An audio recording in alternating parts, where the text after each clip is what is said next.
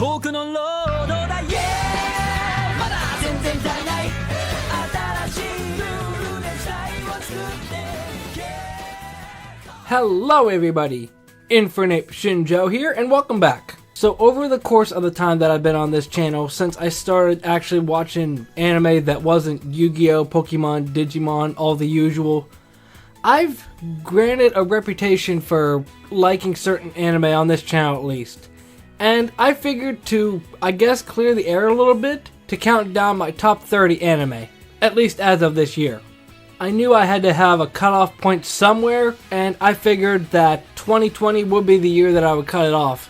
Meaning, you're not going to see anything like Gleipnir or Toilet Bound Hanako, which, honestly, Hanako might be on the list, might be a little bit low if I would include it, but I knew that if I would just wait until the end of the winter 2020 season, then I'll wait until the next season and I just keep on putting it off, so 2020 feels like a good cutoff point.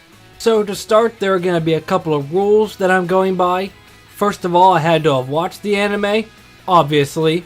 Second rule is I'd have to watch it before 2020, otherwise it wouldn't be included. And I'm not sure about how lenient I would be on this initially, but I decided to include stuff even if they're getting new seasons later, like My Hero Academia Season 5 being announced, Kaguya-sama Season 2 happening right now, and I think Laid Back Camp's getting another season later on down the line, but I figure if I watched at least some form of the show before 2020, that I would include it. And finally, this is going to be a lot more prevalent here. It's all down to my own personal taste. I basically decided to base my list on which one, when I hear any song from the show, when I see a character, anything related to the show, how excited I am about it. So in essence, you could just count this down to how hype I am about the show. And finally, there are 30 anime that I have to go over, so I'm not going to spend too much time on each one. But before I get into the actual list, I do have to give a shout out to School Live Gyakko Garashi. Not because I don't think it's good enough to count in the top 30, but after I made the list and made the thumbnail, I actually forgot about the show. So I'm just bringing it up here because I feel bad for not including it, and I couldn't think of any way I could reorganize the list to fit School Live in without taking something else out. But let's get started. Number 30 is Hitori Bochi, and this one is one, actually I mentioned this in a Let's Play video earlier for the question of the day. This is one that I feel like not many people talk about, and it's honestly a little bit upsetting because the show has its own unique charm. The show basically being all about a backwards girl who can't conversate to save her life really relates to me somehow. Although when it comes to comedy, I feel like it falls flat when you compare it to other stuff down the list, but it's fine either way. I liked it. 29 is Kiniro Mosaic. I guess you can include both seasons, although for this, I can include the whole thing because as far as I know, there's not a third season of this announced. Just like in the same vein as Hitori Bochi, I don't really hear a lot of people talk about it, and it's an interesting show. It's got the whole thing of, oh, you're a blonde person, so you must be a foreigner, and usual, what's it called? Stereotypes like that. Although I will say that at least with Hitori Bochi, you got Hitori who kind of steals the show, obviously being the main character. Although in this, you got essentially two main characters, but Karen's the one that ends up stealing the show most of the time for me. Because I think I saw pictures of her even before I watched the show, and then after I watched it, it's just like, this girl is just so stupid, and at the same time I shouldn't love it, but at the same time I do. I don't know how that makes sense. So at the same time, Karen kind of steals the show, but I don't remember anything else from Kiniro Mosaic. 27th is Haven't You Heard I'm Sakamoto. And it was hard to include it this far back, but after I thought about it objectively, it's basically just boiled down to the same joke done in a different way. It has an interesting premise for sure, and especially the end of the first season kind of leaving things up in the air. Outside of that, it's just a show that's just there. Although I do like the opening. 27th is Amagi Brilliant Park, and this is one of those that I don't hear many people talk about when talking about KyoAni stuff. And that's kind of upsetting because the show has its own unique charm in that it doesn't really care. Because when you got other KyoAni stuff, it's all like sweet and saccharine and all romance stuff. But with this, it's a lot more, I don't want to say raunchy, but that's the best way I can explain it, especially with the mascot characters. And the whole thing about the park situation is certainly bringing some form of tension into the show. And it's one of those that's just separately, it shouldn't work with all the different parts, but putting it together, it just works somehow. 26 is Agretzko, and I feel like if there be any show that I talked about so far that needs another season, it would be this one. Not that things were kept open-ended, that it needs to continue, but it's just a fun show overall, made by the same people that made Hello Kitty of all things. But in the slew of anime where it's all high school situations and high school settings, this one sets itself apart by actually talking about people that grew up on anime back in the day that are adults now. Especially situations like they cover in this show, especially in the more recent season. I don't want to say they did it perfectly because everybody's situation's different, but I appreciate how they did it. It's a fun show overall. 25th is Kill la Kill. Now, at first, when I first watched it, I really liked it, but after I watched it more and more, I thought, okay, this is an interesting show, but the whole thing of, oh, it has the Trigger logo on it, so it must be good. And that's not necessarily the case, because not every Trigger show is created equal, I'm sure, even though I haven't watched them all. But the one thing, and I guess I can discuss Trigger shows as a whole with this, because I don't think I have anything else Trigger on here, is when you talk about Trigger shows, I feel like there's also that underlying thing where, oh, Kill la Kill's talking about this. They must be commentating on this specific thing that's happening in the world today. And it's just like, it's anime. Sure, it could do that, and it might be doing that based off of how the writers and the staff do it, but not every Trigger show has to have some underlying message under it. And that's one reason that it's stuck this far back. And also, when I'm thinking about it, how would I explain this show to somebody that hasn't seen it? If I just explain it based off of the plot, how many people would actually watch it and give it a chance without seeing anything of it first?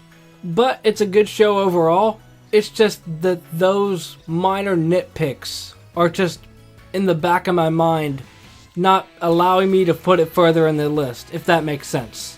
24th is That Time I Got Reincarnated as a Slime.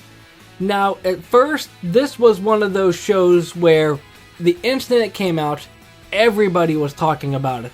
And for good reason too, because it's the isekai genre, but just twisted in a different way that it's not the standard formula for how isekais are done. And at the same time, Rimuru is overpowered, but they don't use that in a way where, oh, you just have to defeat the Demon King or whatever plot it is. They don't do it in the standard formula. Rimuru is actually a kinder person than other isekai protagonists. But outside of that, when I think about Slime in general, it was a good show. It's one of those shows where you can just watch it and relax after a day, but as far as like this big thing happens, there aren't really many moments that I would say, yes, I remember this specific moment from the show. Now, I do remember that girl, Shizue, I think it is. But outside of that, it's just a show where if you show me Rimuru, I would think, oh yeah, that's Rimuru. Don't remember what else happens in the show. Which isn't terrible if they're going for just a nice relaxing show. But if they're going for action, then I don't want to say they're going to have to try harder because it might just be me having a horrible memory. 23 is Hyoka. And again, like Kiniro Mosaic and Hitori Bochi, this is one I don't hear many people talk about. But it's an interesting show. Like Slime, I would say that it's not really that memorable overall.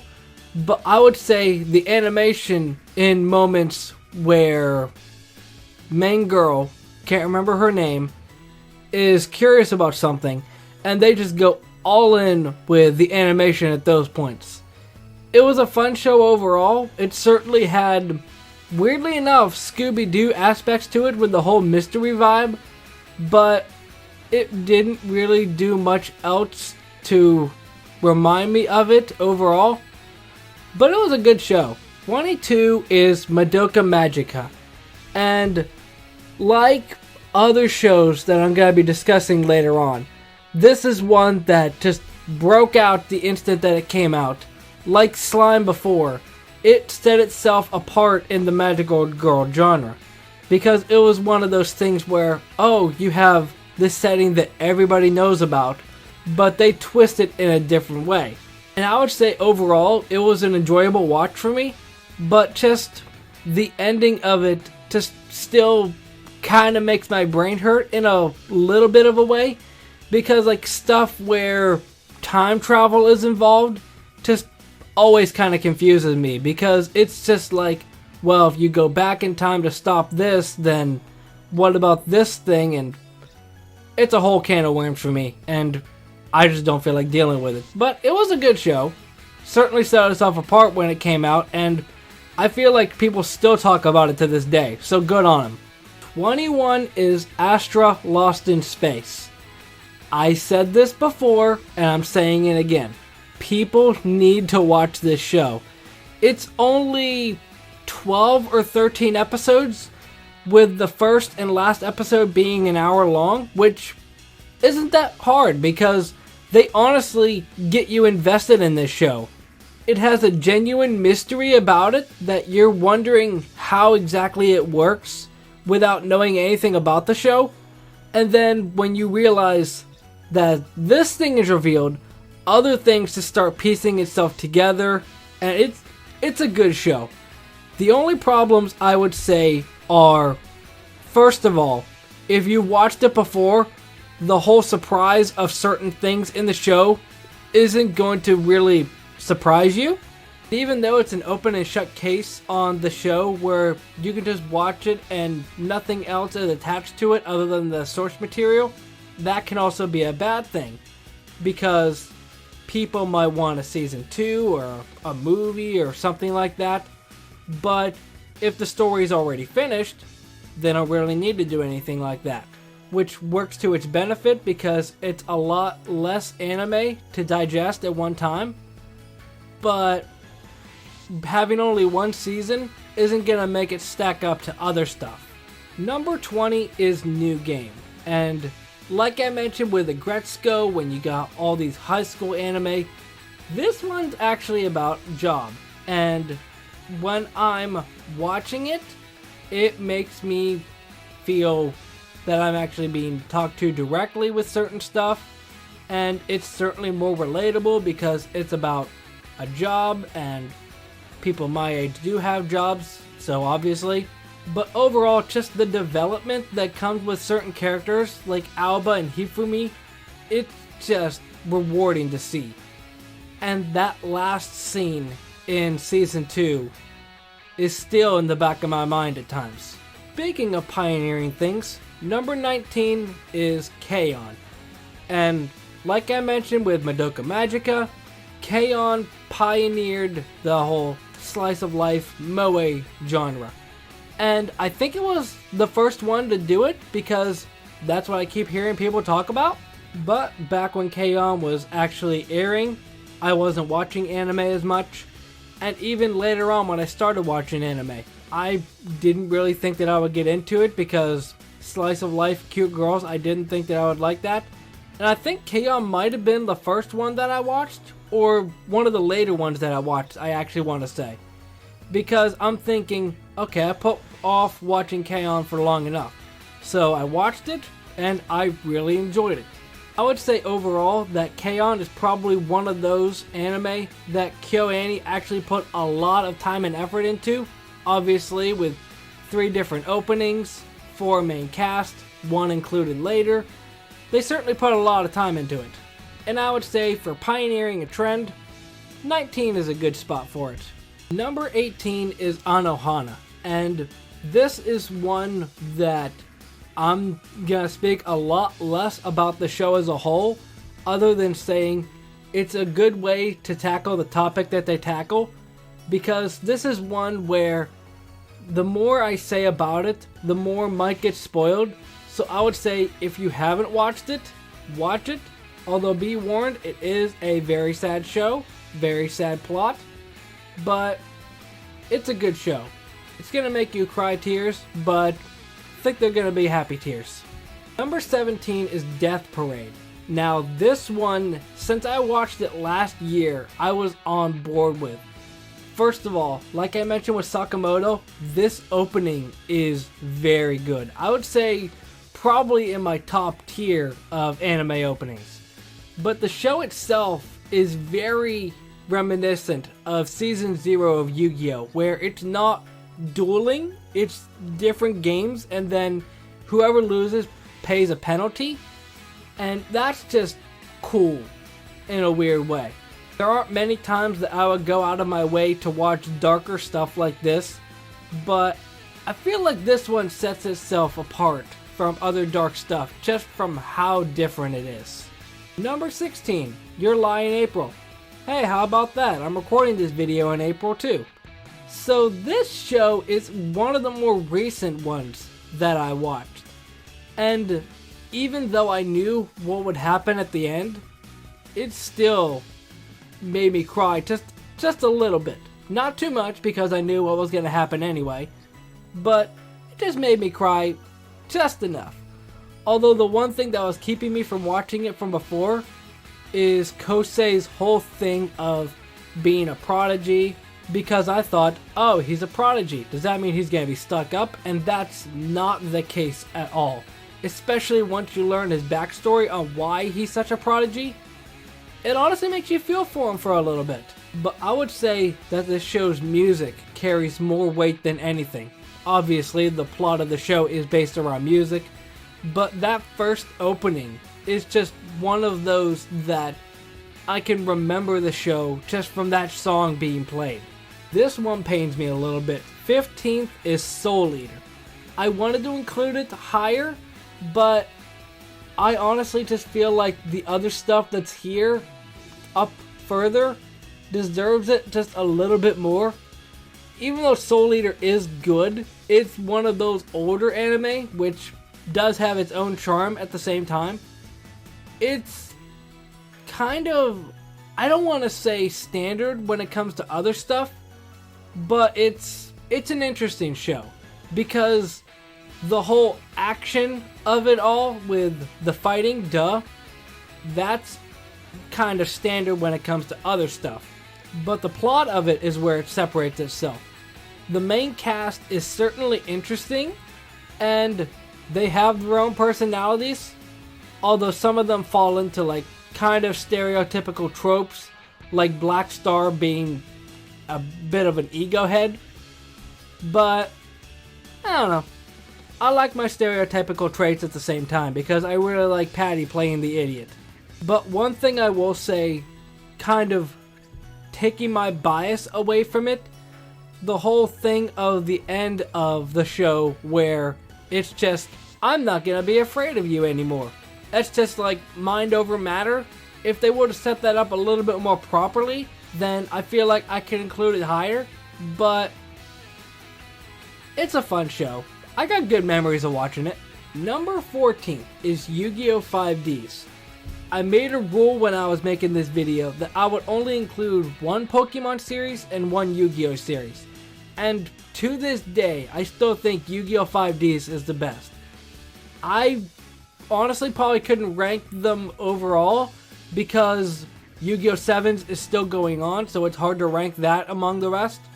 but I would say Yu-Gi-Oh! 5Ds probably mainly for the sole factor that it was really going on when I was in high school. Back when I started to learn a lot more about Yu-Gi-Oh! Like what decks are meta, what decks aren't, ban card list. Even when I went to high school, I didn't even know a ban card list was a thing. But the main reason that I included 5Ds at 14th instead of including it higher for nostalgia is because there are some times where I think, oh, I know exactly what happens. But then I watch it again and think, huh, I don't remember that specific thing happening. At the same time, it's that I think I know what happens, but it's played differently in my mind. So at the same time, it's kind of a fresh experience. But I would say above all, 5Ds is best Yu-Gi-Oh! Series. 13th is Welcome to Demon School Iruma-kun. I don't think I did this on purpose, although knowing me, I probably did. This show is just a treat. At first, walking into the show, I just thought, oh, it's just gonna be this fun little show that's just about an outsider being in a school that he doesn't belong. But when they go more in depth on the show, like halfway through, that's where I start getting interesting, because it's one of those things where it's on the outside just a show that looks like it's for little kids, but it's honestly getting a bit darker than I thought it would be, and I'm super happy that it gets a second season. Number 12 is Pokemon Diamond and Pearl, and like I said with 5Ds, I think Diamond and Pearl was coming out when I was in high school, so that's probably the bias that I have towards it. But overall, Diamond and Pearl is what essentially made my mascot the way it is now. Because the whole plot point of Ash and Paul with the Chimchar is just, I don't want to say done perfectly, because I feel like there are some moments that they probably could have done a little bit better and built up a little more tension with. But I enjoy how they do it regardless. Although I will admit that there's a huge chunk of filler in the show. But overall, I feel like that whole Ash Chimchar Paul plot point makes up for it. You've heard me sing this show's praises before. Number 11th is Asabi Asabase. This, again, is a newer show that just came out, but it's a fun one. It's best way I can explain it is Ed and Eddie just in school.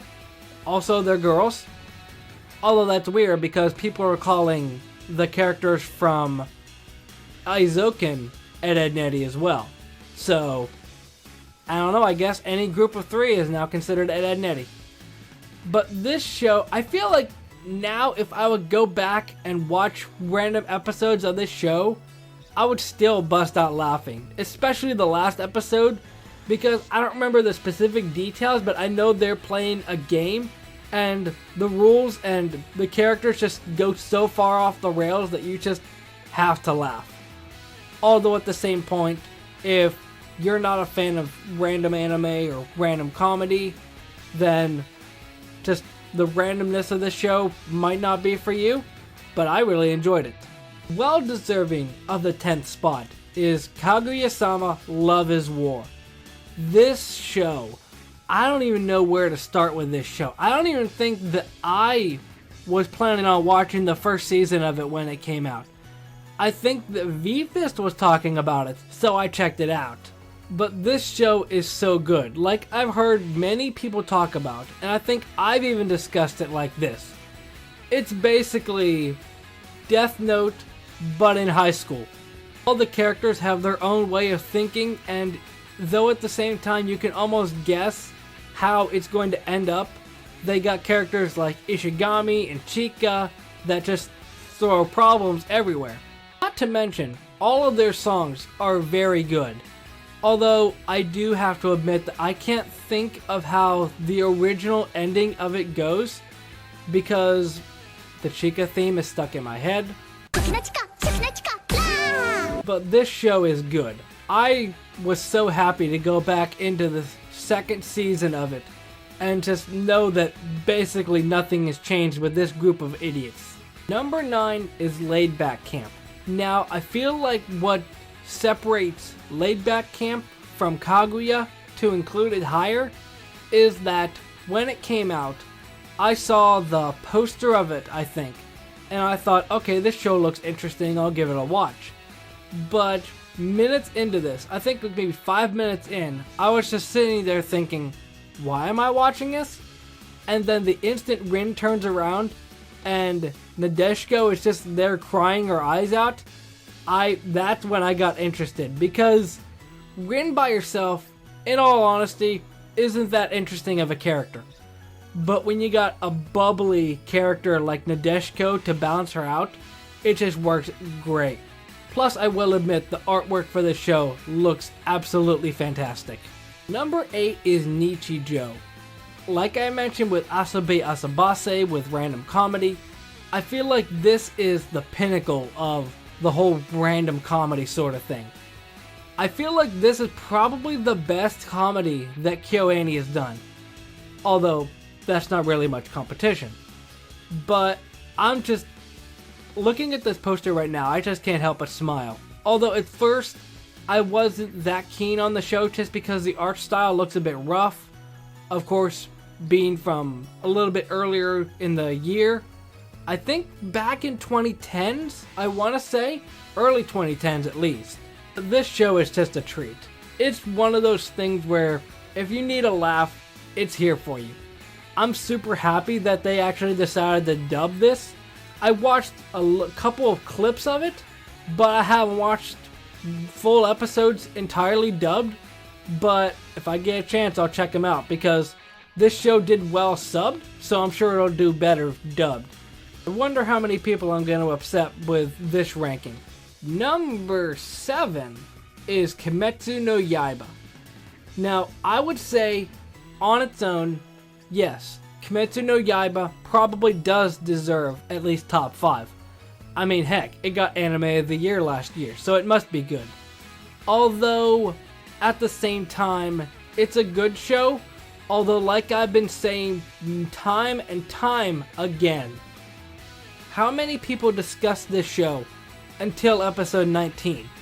Episode 19 was when people started talking about this show and thinking, oh, this show might be good after all. I'm sure there were people talk about it before, I think even I did, but there were just so many people that jumped on the bandwagon afterwards. And then even with the anime awards that happened, when Yaiba got Anime of the Year, and even I think it was the Crunchyroll award thing they did on YouTube where it got Best Animation, there were people that were on both sides of the fence. There were either ones thinking, yes, this show deserved it. But then there are people on the other side and think, no, Kimetsu no Yaiba doesn't deserve this, there were much better options. So, I'm just here like, okay, I admit that Kimetsu no Yaiba probably isn't the best, but in a way, and I'm sure this isn't the case for everything, but there's just a little bit of toxicity around Kimetsu no Yaiba, just with the community, because it's just like, oh, this has to get Anime of the Year, and if it doesn't get Anime of the Year, then this whole thing is rigged and whatever. But I don't know, that might just be a stigma of mine that's not going to change anytime soon. This is a good show, but it's overall not really much different than other shonen plots. The animation's good, that much I'll give it. Number 6 is Konosuba, and I feel bad not including this at least in top 5, but I would say this is probably my favorite comedy of all time, because where you got shows like Nichijou and Asobi Asabase that have mastered random comedy, Konosuba uses its characters and uses that as comedy. You got characters like Kazuma, who tries to be the straight man of the group, although he's probably as disgusting as the rest of them. Then you got Megumin, who only cares about explosions. Aqua, who, even as a meme outside of the show, is just plain useless. You got other comedy that use the setting and the interactions as comedy. You got this show where they actually have some form of continuity, especially between Megumin and her rival, what's her name? I guess that's the joke, right? But this show is really good. I would say season 2 is probably preferable to me, just because they go all in on the crazy faces in season 2. But I really like this show as a whole. I haven't seen the movie yet, but I'm gonna get around to watching the movie eventually. So breaking into number 5 is Mob Psycho 100. Now, Mob is a bit of a different story altogether, because at the same time, it's one of those shows where it has comedy, like Konosuba, but it also has serious moments as well. Especially in season 2, with the whole falling out of Mob and Reagan, and even the animation. I would say this show trumps Kimetsu no Yaiba with animation. Just my personal opinion, but this show is very good. The characters, the plot, the action scenes, and even the songs that they use. Number 4 is My Hero Academia. I guess it's kind of fitting because at the time I'm recording this, there's only 4 seasons out, so it fits. Now this show, I don't want to say it's like Kimetsu no Yaiba, because it doesn't really have a standard plot, but at the same time it does. But it's not one of those where I have negative emotions towards this show. Because with Yaiba, you got all these people that are arguing on both sides of the fence on whether Yaiba deserves the praise that it gets. Whereas with My Hero Academia, it's one of those that I feel is, first of all, more worldwide. Because I go into a regular store and I see something Academia related rather than Yaiba related. But I would say that this show is one of those that's kind of standard shonen, but it's one of those that rewards you if you watch it from the start to the finish. Although I have been rewatching a couple of episodes and I forgot specific plot points. But I would say outside of maybe a few characters in the main class, almost all of them are recognizable. Like, even from the poster right here, I can tell you the name of each character, what their quirks are, but I'm not going to do that because I've already been recording for a long time anyway. But just when you think that this show can't get any crazier, like season 1, somebody attacks where they're training at. Okay. Season 2, oh, we got a tournament. Okay, that's fine. Oh, and we also got a person that kills people. Okay. Season 3, big showdown. Season 4, kind of sad, but then kind of happy at the end of the season. I'm really excited to see where the show goes next because it feels like it's always trying to one-up itself. Although I haven't read the manga, I don't plan on reading the manga, so if something big does happen, don't let me know. Number 3 is Full Metal Alchemist Brotherhood. Now, I'm technically breaking the rules a little bit with this, because I didn't finish watching the show until 2020, but I started it back in 2019, so I figured to count it. This is one of those shows that people consider a classic, and I can see why. It's a good show, and the fact that it involves alchemy doesn't take into consideration, oh, there might be people that don't know about alchemy. Well, we'll make it easy to explain for them so they don't feel left out. But this show is just cool action, cool plots, very interesting characters overall. And not to mention, cool openings and endings. I would say at least each one of them is one of those songs that I would listen to outside of the show. Number 2, Hunter x Hunter. This one might be a bit of a surprise. Honestly, I was considering putting Hunter x Hunter at number 1, but I figured against it. Hunter x Hunter is a good show, of course. It made an impression enough on me that I decided to do fan-made openings with the show when very few people asked me before that. But this show is just very, very interesting. The first part of the show I was kind of iffy on, but then the Chimera Ant arc, even though it is a bit long, it's very rewarding. And 144 episodes is certainly nothing to sneeze at, but if you watch all the way through, you're I don't want to say you're going to feel like a different person because everybody watches stuff differently, but it's a good show. A bit of a long show, but a good one. And now for number 1. Number 1 is Clannad. This was one that I knew I had to include somewhere on the list, but I feel like it just deserves to be at number 1.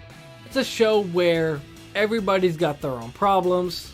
Tomoya resolves it, and even though they probably could spend more time discussing each character, I feel like this time that we did spend with each one is good enough. And at the same time, After Story is absolutely amazing. I'm surprised with how they were able to handle it. And correct me if I'm wrong, I think this is KyoAni. I'm pretty sure that this is KyoAni, and I think this is probably the best that KyoAni has been. Some people might say Violet Evergarden instead. I mean, it did win Anime of the Year, so it probably would be a good show, but I never watched that show. But the main reason that Clannad is number 1 is the backstory for me that goes along with it. Because back, I think even before I started YouTube, or right around the time I started YouTube, V-Fist was having a YouTube channel as well. And he was posting his playthrough of the Clannad game. And since he was my friend through work, I commented on all of his videos, reacting to the plot. And after a while, his videos got taken down because I think it's something where you can't play the Clannad game. I think it was something to that effect. And later on, when I started watching anime, I realized, oh, here's Clannad. This looks like that show that my friend played. And come to find out, it was based off of it. I didn't realize it. I watched it and I fell in love with it. So just that whole thing of the backstory of watching my friend play the game to watching the show myself is just basically an anime arc for me. And this show is very good. Again, a very sappy story, a very sad story. I didn't expect to include a sad story at number 1, but here you go. Well, there you have it. My top 30 anime. I'm going to have a lot of work ahead of me if I want to trim this down. But if you watch through this entire video, thank you, because it's a long video. I can see it's going to be a long video already. But it's one of those that I feel like I wanted to make. For some reason, I decided to include 30 anime. I probably actually should have included 20 because it's 2020. But, oh well, can't go back on that now. Thank you so much for watching. I'm going to lie down for a bit, and I will see you in the next episode. Momentai.